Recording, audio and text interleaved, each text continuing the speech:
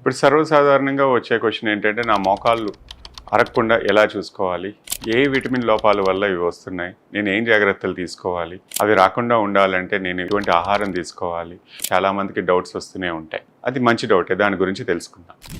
నేను doctor Ratnakar, consultant orthopaedic surgeon, Apollo Hospitals, Jubilee Hills. ఇప్పుడు మోకాలు అరుగుదల అన్నది సర్వసాధారణంగా వినే పదమే అందరికీ. ప్రతి ఇంట్లో ఒక పేషెంట్ ఉంటారు.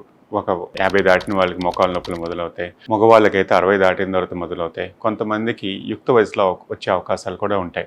వాళ్ళకి పలు కారణాల వల్ల, వేరే రుమటాయిడ్ ఆర్థరైటిసా లేకపోతే వేరే స్కిన్ డిసీజెస్ వల్ల, అదర్ డిసీజెస్ వల్ల కూడా ఆర్థరైటిస్ వచ్చే అవకాశం ఉంటుంది. కానీ ప్రతి మనిషికి అన్నది ఆస్టియో ఆర్థరైటిస్ అన్నది వింటూనే ఉంటాం. ఆస్టియో ఆర్థరైటిస్ అన్నది ఓల్డ్ ఏజ్ వల్ల వచ్చే ఒక ప్రాబ్లం. ఓల్డ్ ఏజ్ అంటే ఏజ్ పెరిగే కొద్దీ ఆర్థరైటిస్ మోకాళ్ళు కూడా అరిగే అవకాశాలు ఉంటాయి. ఇది ఎంతకాలంలో అరుగుతుంది, ఎప్పుడు అరుగుతాయి, దీనికి ఎలా కాపాడుకోవాలన్నది చాలామందికి వచ్చే డౌట్.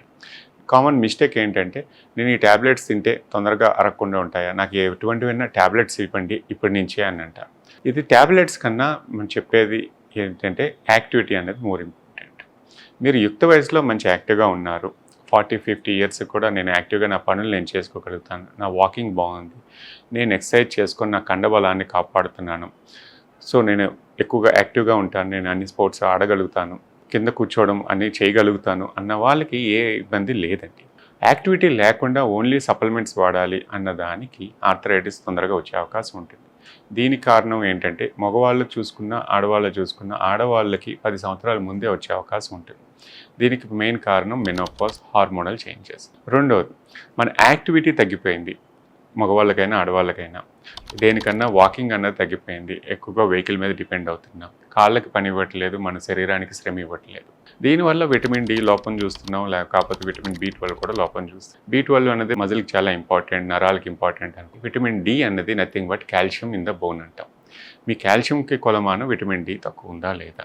ఒక ఓల్డ్ ఏజ్ అయిన తర్వాత కాల్షియం ట్యాబ్ సప్లిమెంట్స్ ఇస్తాం, కానీ యుక్త వయసులో అందరికీ విటమిన్ డి లోపం అంటాం.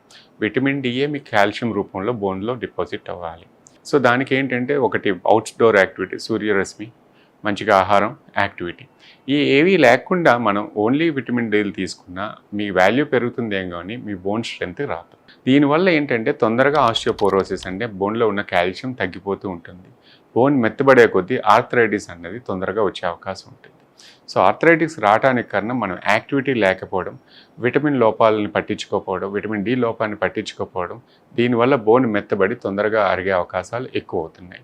అరిగిన తర్వాత అది మళ్ళీ వెనక్కి వచ్చే అవకాశం తక్కువ. దాన్ని అక్కడన్నా కాపాడుకోవాలి మన యాక్టివిటీ తోటి, లేదంటే ప్రోగ్రెస్ అవ్వకుండా ఏం చర్యలు తీసుకోవాలనేది ఆలోచించాలి. ఎందుకంటే అది ప్రోగ్రెసివ్ డిసీజ్ అంటాం. అంటే కొంత టైం ఇవ్వచ్చు, కొంతమందికి సంవత్సరాలు ఇవ్వచ్చు, కొంతమందికి నెలలు కూడా ఇవ్వచ్చు, ఎవరు ఎలా యాక్టివిటీ ఉన్నది అన్నది. సో ఊరికనే సప్లిమెంట్స్ వాడేస్తే తగ్గిపోతుంది, నాకు ఆర్థరైటిస్ రాదు అన్నది అపోహ. ఒక స్టేజ్ వచ్చిన తర్వాత కొంతకాలం సప్లిమెంట్స్ పనిచేస్తాయి తప్ప అది కాదు. విటమిన్ డి లోపం ఉన్న వాళ్ళకి మెయిన్ ట్యాబ్లెట్ సప్లిమెంట్స్ ఇస్తాం కొంతకాలం, 3 నెలలు లేకపోతే 4 నెలలు. ఒక వాల్యూ పెరిగిన తర్వాత దాన్ని కాపాడుకోవడానికి నేచురల్గా ఏం చేయాలి అన్నది ఆలోచించాలి తప్ప ట్యాబ్లెట్స్ ఊరికనే వేసుకున్నా కూడా అది బోన్ కాల్షియం అంటే బోన్ స్ట్రెంత్ పెంచదు. సో దేనికన్నా ముఖ్యమైనది యాక్టివిటీ, బోన్కి పని ఇవ్వాలి. మనం పని ఇవ్వకుండా బోన్కి సప్లిమెంట్స్ తీసుకున్నంత మాత్రాన డిపాజిట్స్ పెరుగుతాయి తప్ప బోన్ స్ట్రెంత్ రాదు. సో ఈ కారణాలు తెలుసుకొని మనం యాక్టివ్గా ఉండటం, లైఫ్ స్టైల్ని మార్చుకోవడం, దీనివల్ల ఆర్థరైటిస్ అన్నది చాలా దూరంగా ఉంచవచ్చండి.